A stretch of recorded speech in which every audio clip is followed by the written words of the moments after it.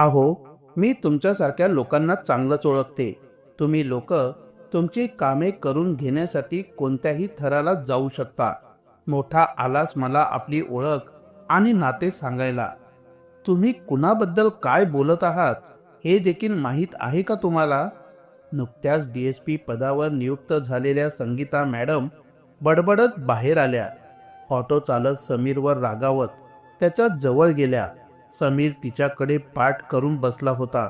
जसं त्याने तिच्या समोर तोंड वर करून बघितलं, आपल्या पतीला समोर पाहून संगीताला आश्चर्य वाटले. पण आपल्या कनिष्ठ अधिकाऱ्यांसमोर ती त्याला तिचा नवरा म्हणू शकत नव्हती. खरं तर तिच्या कनिष्ठ अधिकाऱ्यांनी त्याला कोणताही गुन्हा न करता सांगितले की त्याने वाहतूक नियमांचे पालन केलेले नाही. म्हणूनच तुम्हाला एकतर ठेव म्हणून 2,000 रुपये भरावे लागतील किंवा आमच्या सोबत पोलीस स्टेशनला यावं लागेल. समीरनेही धीटपणे सांगितले की चला, तुम्हाला जे करायचं आहे ते करा. मी कोणताही नियम मोडला नसल्याने मला कोणाचीच भीती वाटत नाही. आणि त्याला पूर्ण विश्वासही होता की जर त्याने आपल्या पत्नीला संपूर्ण सत्य सांगितले तर त्याची पत्नी त्याला नक्कीच मदत करेल आणि त्याची सहज सुटका होईल. पण तिथले दृश्य पाहून समीरचे डोळे पाणावले. संगीताने ना त्या केसमध्ये कोणताही रस दाखवला, ना तिने समीरला कोणती मदत केली. हो, पण तिने तिच्या कनिष्ठ अधिकाऱ्यांना असे जरूर सांगितले की जर तो पैसे देऊ शकत नसेल तर त्याची ऑटो जप्त करून त्याला घरी पाठवा. आता तो त्याची ऑटो न्यायालयाच्या आदेशानुसारच सोडवेल. आणि पूर्ण ॲटिट्यूडने ती त्याच्या समोर आपल्या केबिनमध्ये निघून गेली. समीर थोडा वेळ तिच्याकडे बघतच राहिला. त्याने तिला काहीच सांगितले नाही. तेथील कनिष्ठ अधिकाऱ्यांनी समीरचा अहवाल नोंदवून त्याला रिकाम्या हाताने परत पाठवले. समीर निराश मनाने आपल्या घरी परतला. त्या दिवसात संगीता तिच्या सरकारी क्वार्टरमध्येच राहायची, कारण तिचं घर आणि ऑफिसमध्ये खूपच अंतर होतं. त्यातच संगीता ड्युटीला जायला निघाल्यावर रस्त्यावर ट्रॅफिक जाम असायचा. त्यामुळे ती जवळच्याच सरकारी क्वार्टरमध्ये राहत होती.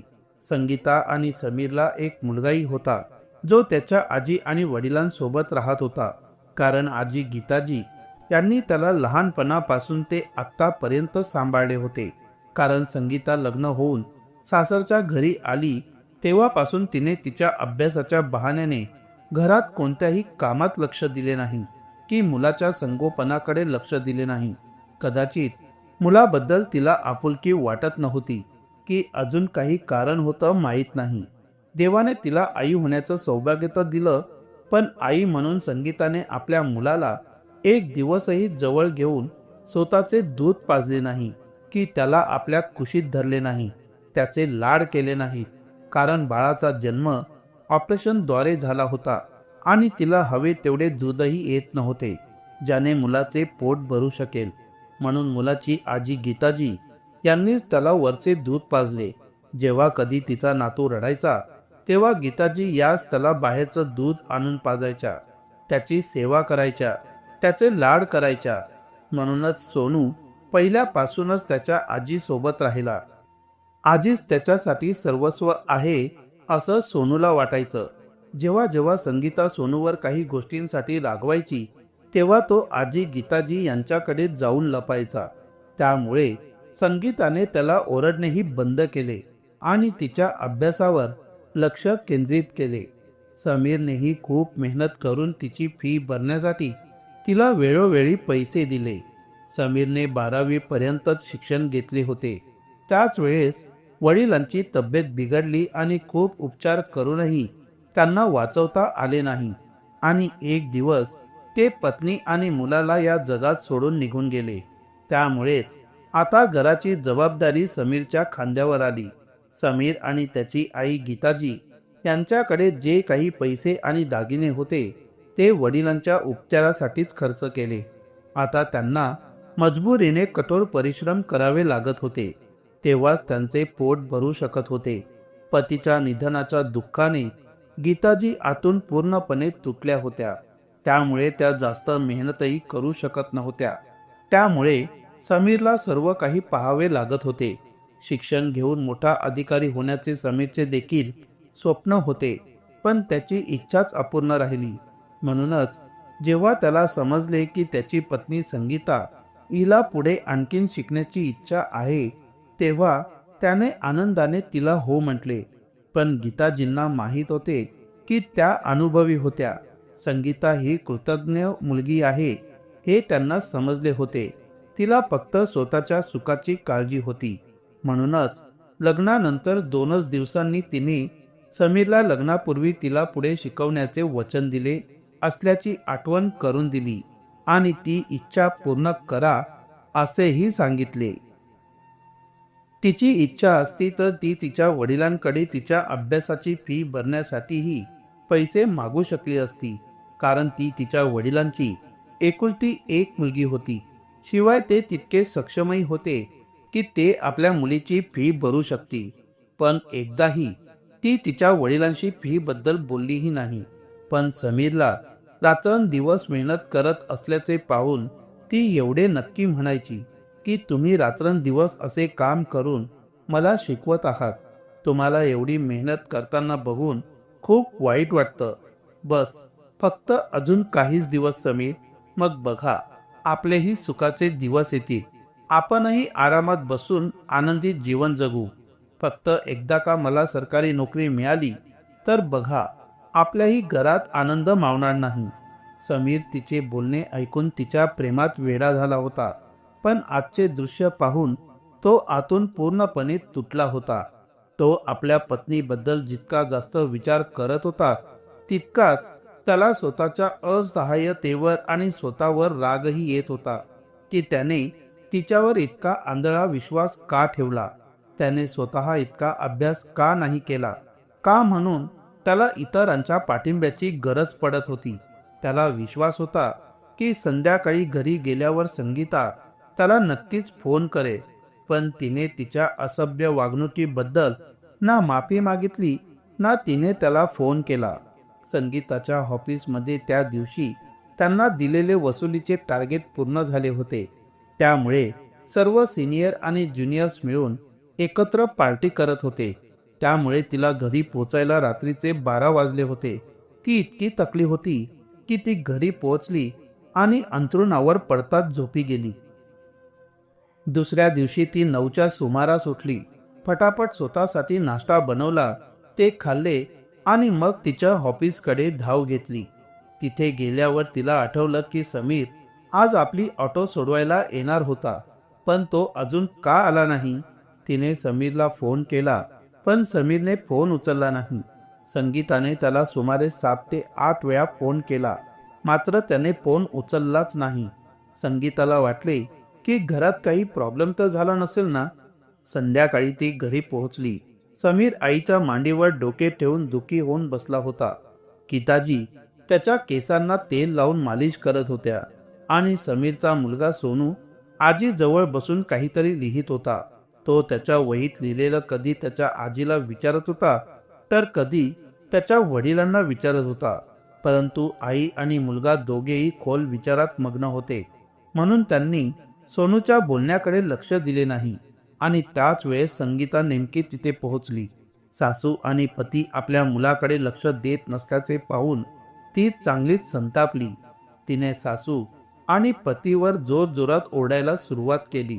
तुम्हाला माहीत तरी आहे का मुलाला कसे सांभाळले जाते, कसे शिकवले जाते, कसे समजवले जाते? गावंढळ कुठले! जर माझा मुलगा इथे राहिला तर तोही तुमच्यासारखाच अडाणी राहील. मला चांगलंच ठाऊक आहे की तुम्ही माझ्या मुलाला असं सांभाळतात. असे म्हणत तिने आपल्या मुलाचा एक हात पकडला आणि खेचत त्याच्या खोलीत घेऊन गेली, जिथे त्याचे सर्व कपडे आणि वह्या पुस्तके व्यवस्थित मांडून ठेवलेले होते. तिने आपल्या मुलाचे सर्व सामान एका बॅगेत भरले आणि त्याला सोबत घेऊन जाऊ लागली. पण सोनूला मात्र त्याच्या आईसोबत घरी जायचे नव्हते. तो रडत रडत म्हणत होता, आई, मला आजी आणि बाबांसोबत राहायचं आहे, मला तुझ्यासोबत जायचं नाही.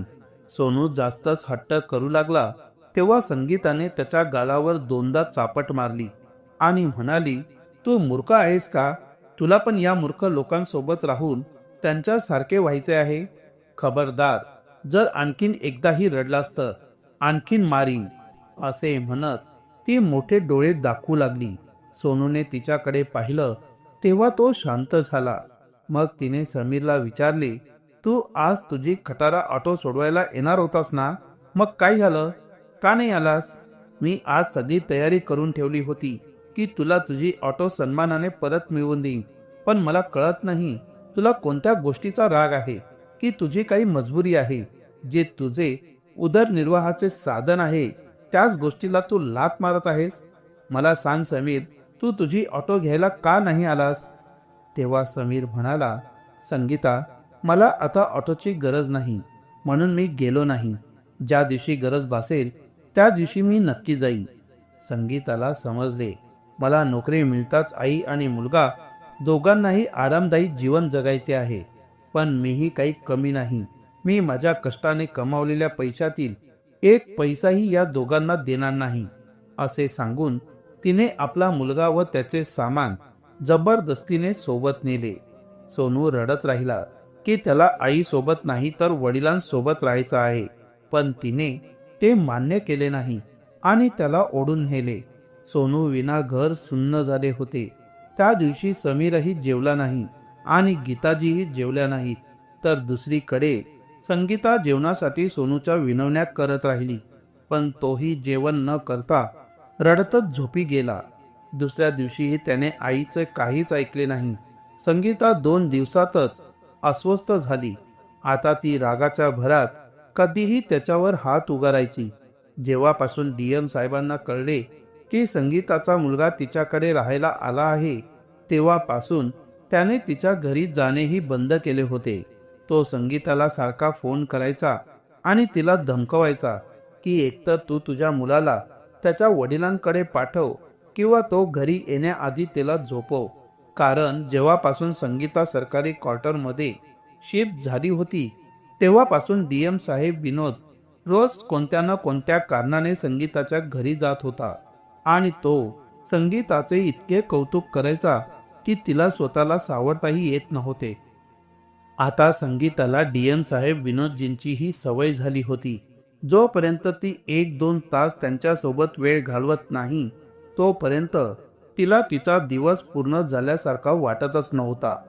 तीच अवस्था DM साहेबांचीही होती. आता संगीता जेव्हा दिवसभर ऑफिसला जायची तेव्हा तिने घरासाठी पूर्ण वेळ मोलकरीनही ठेवली होती, जेणेकरून तिला सोनूची चांगली काळजी घेता येईल. एके दिवशी तिची मोलकरीण सोनूला सोबत घेऊन बाजारात गेली होती.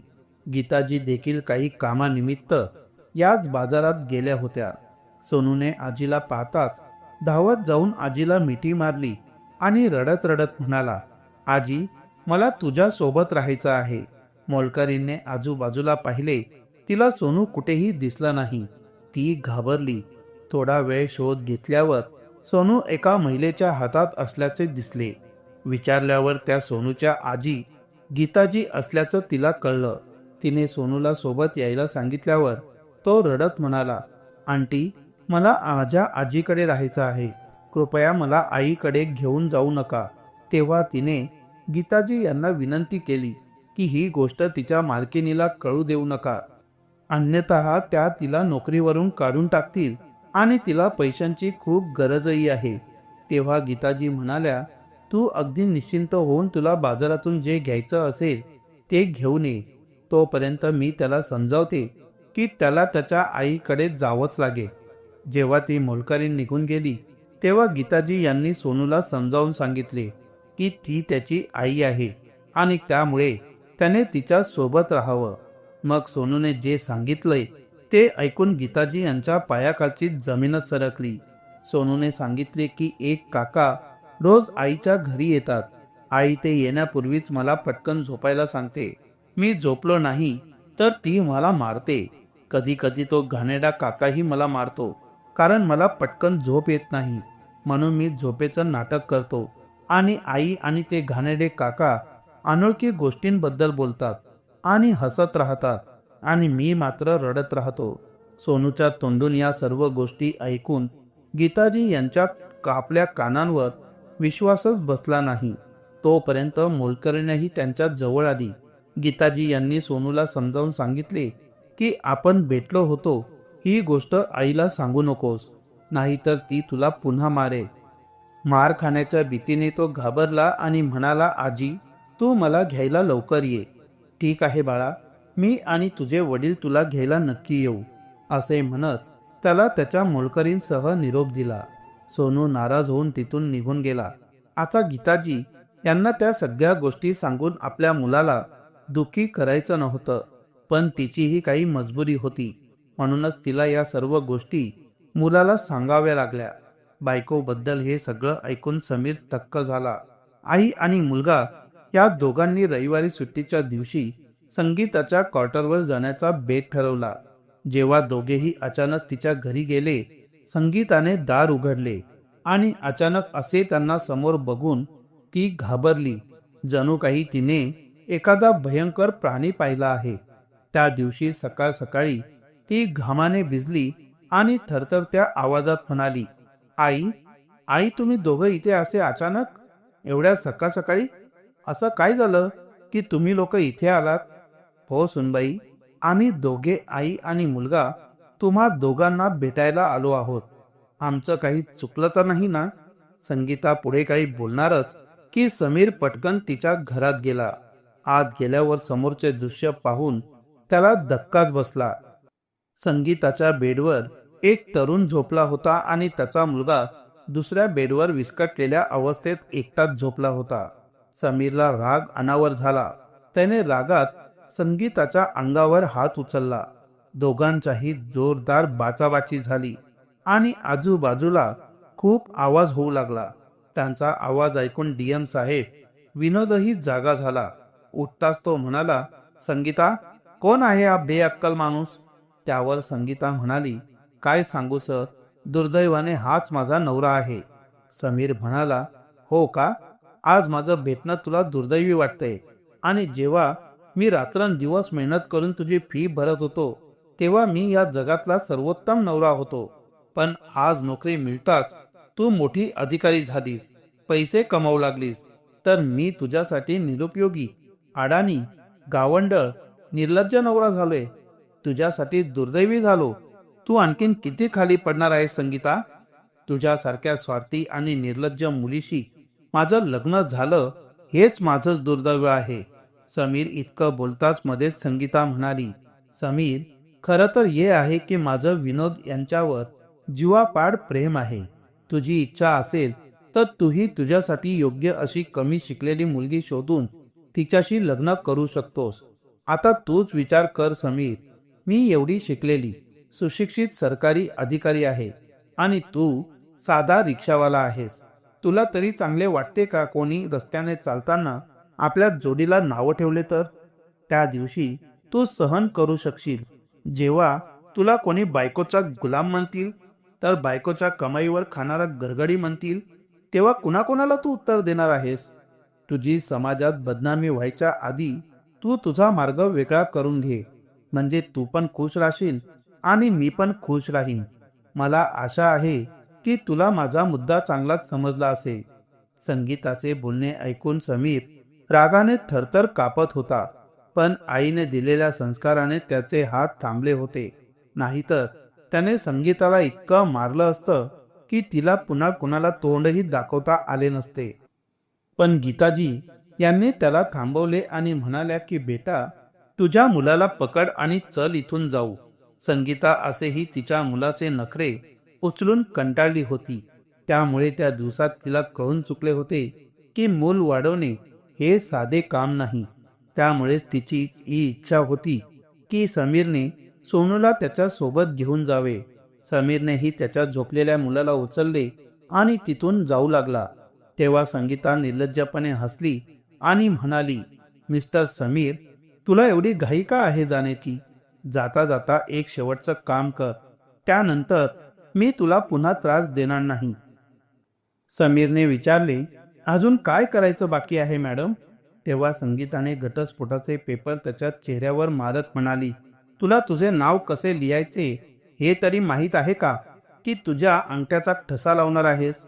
तशी मी सर्व व्यवस्था करूनच ठेवली आहे. तेव्हा समीरनेही तिला उत्तर दिले, होय मॅडम, आम्ही अशिक्षित गावंढळ लोक आहोत आणि तुम्ही इतक्या सुशिक्षित विद्वान आहात. मी जरी चुकून माझं नाव लिहिण्याचा प्रयत्न केला तरी तुमच्यासारख्या विद्वानांसाठी ते पांढऱ्या कागदावर चालणाऱ्या काळ्या मुंगीत चालण्यासारखे होईल. तुम्ही असं करा, माझ्या अंगठ्याचा ठसाच घ्या, कारण ते देवाने तयार केलं आहे. त्यात तुम्हाला उभ्या आडव्या रेषा दिसतील, ज्या तुम्हाला कदाचित वाचता येतील. संगीतानेही घटस्फोटाच्या कागदांवर त्याचा अंगठा घेतला आणि घरातून बाहेर काढले. जेव्हा ते लोक घरातून बाहेर जातच होते की तेवढ्यात सोनूची आया लक्ष्मी देखील तिथे पोहोचली. ती त्यांना पाहताच समजली की सोनूचे वडील त्याला घेऊन जात आहेत. आता तिची नोकरी धोक्यात आली आहे. तिच्या डोळ्यात अश्रू तरळले. तेव्हा गीताजी यांनी तिला आपल्या सोबत येण्यास सांगितले. चौघेही त्यांच्या घरी आले. गीताजी गरीब होत्या. आता त्यांना कळत नव्हते की त्याचे घर कसे चालेल, त्यासाठी काय करता येईल. त्यांनी काही पैसे शोधण्यासाठी कपाटातून सर्व वस्तू बाहेर काढल्या. तेव्हा तिथे त्यांना एक कागद दिसला. तो पेपर बघितल्यावर कळलं की त्यांच्या पतीने फार पूर्वी शहराच्या मध्यभागी एक प्लॉट खरेदी केला होता, पण तो कागद पुष्कळ कपड्यांमध्ये खोलवर ठेवला होता. त्यांनी तो कागद समीरला दाखवला. समीरने त्या जमिनीचा दर काढला. तेव्हा त्याला कळाले की त्या जमिनीला सोन्याचा भाव आहे. त्यांनी ती जमीन विकण्याचा निर्णय घेतला आणि समीर पुन्हा त्याच्या कामासोबतच अभ्यासही करू लागला. या पैशातून गीताजी यांनी लक्ष्मी सोबत घरी लोणचं, पापड आणि मसाले बनवायला सुरुवात केली. सुरुवातीला त्यांना खूप अडचणींचा सामना करावा लागला, पण नंतर हळूहळू त्यांचा व्यवसाय चांगला सुरू झाला. यापूर्वी गीताजी यांच्या चिंतेमुळे त्यांची प्रकृती नेहमीच खालावत राहिली, पण जेव्हापासून त्यांनी हा नवीन व्यवसाय सुरू केला तेव्हापासून त्यांचा सगळा वेळ कामातच जाऊ लागला. त्यामुळे अनावश्यक गोष्टींचा विचार करायला वेळ मिळत नव्हता आणि अति थकव्यामुळे रात्री खूप झोपही येत होती. चांगल्या व्यवसायामुळे त्यांचे उत्पन्नही वाढले. त्यामुळे त्यांच्या मनात एक वेगळाच आनंद निर्माण होऊ लागला. त्यामुळे त्यांची तब्येत खूप सुधारली. आता समीरलाही पैसे कमावण्याची काळजी नव्हती, म्हणून आता तो कसलीही चिंता न करता अभ्यास करू लागला. आणि एक दिवस अशी वेळही आली जेव्हा तो तिथला SP बनला. सगळ्या बातम्यांमध्ये एकच नाव चर्चेला होते, ते म्हणजे ऑटो चालक समीर आपल्या मेहनतीमुळे आणि प्रामाणिकपणामुळे SP साहेब झाला. समीरचे अभिनंदन करणाऱ्यांचा ओघ कायम होता. समीरच्या घरी लोक मुलाखतीसाठी यायचे आणि गीताजी यांना विचारायचे, आई, तुमचा मुलगा मोठा अधिकारी झाला आहे, तुम्हाला कसे वाटत आहे? गीताजी सांगायच्या, माझा मुलगा प्रामाणिक आणि मेहनती आहे. त्याने जे काही साध्य केले ते त्याच्या मेहनत आणि त्यागामुळे केले आहे. मला माझ्या मुलाचा अभिमान आहे. त्यावेळी लोकांनी त्यांना विचारले की बरेच दिवस अभ्यास सोडून दिल्यावर तुमच्या मुलाने अभ्यास करावा असा विचार त्याच्या मनात अचानक आला तरी कसा, आणि त्याला यश मिळेलच याची काय शाश्वती होती? तेव्हा गीताजी म्हणाल्या, एक वेळ होती जेव्हा माझ्या मुलाने कोणासाठी तरी सर्वस्वांचा त्याग केला होता. पण म्हणतात ना की एकदा ठेच लागली की माणूस पुढचा रस्ता नीट पाहूनच चालतो. तेच माझ्या मुलाच्या बाबतीतही घडले. एक वेळ अशी होती की जेव्हा माझ्या मुलाला अडाणी गावंढळ म्हणून त्याची चेष्टा केली गेली होती. म्हणूनच माझ्या मुलानेही असे काही करून दाखवले ज्याची मलाही अपेक्षा नव्हती. असा मुलगा प्रत्येक आईला मिळायला हवा. ही बातमी वाऱ्यासारखी सगळींकडे पसरली. सर्व TV चॅनल्स, मोबाईल वर ही बातमी दाखवली जाऊ लागली. ती पाहून संगीताही थक्क झाली. तिचा आपल्या डोळ्यांवर आणि कानांवर विश्वासच बसत नव्हता, कारण त्यावेळी ती तिच्याच पोलीस ठाण्यातील एका हवालदाराच्या मोबाईलवर बातमी पाहत होती. तिच्या स्वतःकडे मोबाईलही नव्हता, कारण तिने ज्या विनोद सरांसाठी तिच्या साध्या देवासमान नवऱ्याचे प्रेम नाकारले होते, ते विनोद सर वास्तवमध्ये विवाहित होते. त्यांना 2 मुलेही होती.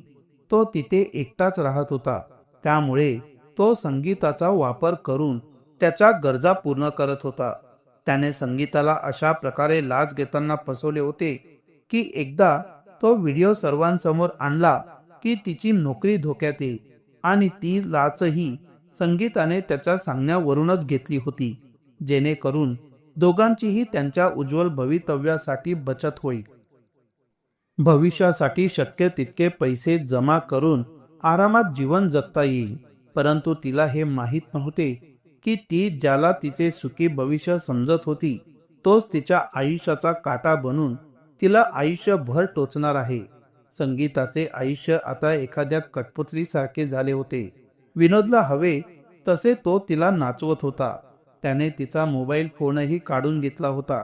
शिवाय तिला धमकीही द्यायचा की जर तिने काहीही चालाकी करण्याचा प्रयत्न केलाच तर तिचा व्हिडिओ व्हायरल करणार, मग ती कुठेही तोंड दाखवू शकणार नाही.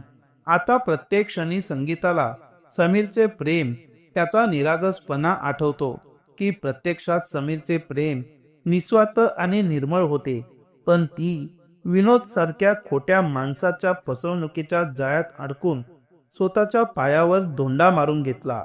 कधी कधी तिलाही असे वाटायचे की तिने तिच्या नवऱ्याकडे आणि मुलाकडे परत निघून जावे, पण असे करून तिला भीती वाटत होती की समीरने तिला आपलंसं केलं नाही तर, आणि विनोदच्या मर्जी विरुद्ध थोडेसेही चुकीचे पाऊल उचलले तर विनोदला माझा तो व्हिडिओ व्हायरल करायला 1 सेकंदही लागणार नाही, ज्याने तिची बदनामी तर होईलच, शिवाय तिला नोकरीवरूनही काढून टाकण्यात येईल. या सगळ्यांचा विचार करून ती दुःखात बुडाली होती. तिला आता चांगले कपडे घालण्यात रस उरला नव्हता. चांगले जेवणही खात नव्हती. जे काही मिळेल ते खात होती. असेच आयुष्य चालले होते. तिने अनेकदा आत्महत्या करण्याचा विचारही केला, पण विनोदने तिला स्पष्ट शब्दात सांगितले, तिने आत्महत्येचा विचार केला तर तिच्या मृत्यूनंतरही लोकांना तुझ्याबद्दल सहानुभूती वाटणार नाही. उलट लोक तुलाच नको ते नावं ठेवतील. म्हणून तुला तुझी इज्जत प्रिय असेल तर आत्महत्येचा विचारही मनात आणू नकोस. मग काही दिवसांनी समीरची पोस्टिंगही त्याच ठिकाणी झाली जिथे संगीताची पोस्टिंग होती. समीरने मुद्दाम स्वतःची पोस्ट त्या ठिकाणी करून घेतली होती, जेणेकरून वेळोवेळी संगीताला जाणवेल की या जगात ती एकटीच शिकलेली नाहीये. एखाद्या व्यक्तीची इच्छा असेल तर तो काय करू शकत नाही. ज्या दिवशी समीरचा पहिला दिवस होता त्याच दिवशी नेमकी संगीता उशिराने पोहोचली. समीरने संगीताला बघितल्याबरोबर ती पटकन तिच्या केबिनकडे चालली होती. समीरने जोरात टेबलावर हात मारला आणि म्हणाला, मॅडम, सगळ्यात आधी तुमचं घड्याळ काढून वेळ बघा. संगीताकडे घड्याळही नव्हती. ती म्हणाली, साहेब, माझ्याकडे घड्याळ नाहीये. तर मग तुमच्याकडे मोबाईल तर असेलच ना, तो बाहेर काढून वेळ बघा. सर, माझ्याकडे मोबाईलही नाही. अहो, तुम्ही एवढ्या सुशिक्षित, विद्वान, मोठ्या पदावर कार्यरत असूनही तुमच्याकडे ना घड्याळ आहे ना मोबाईल. सरकारकडून दिला जाणारा पगारही कमी पडतो का मॅडम तुम्हाला, जे तुमच्याकडे काहीच नाही? जर तुमच्याकडे वेळ पाहण्यासाठी काहीच नसेल तर तुम्ही वेळेवर ड्युटीवर कसे येणार? याचा अर्थ तुम्ही सरकारी नोकरीला तुमच्या मावशीचे घर समजता आहात का? जेव्हा मनात येईल तेव्हा यायचं आणि मनात आलं की निघून जायचं.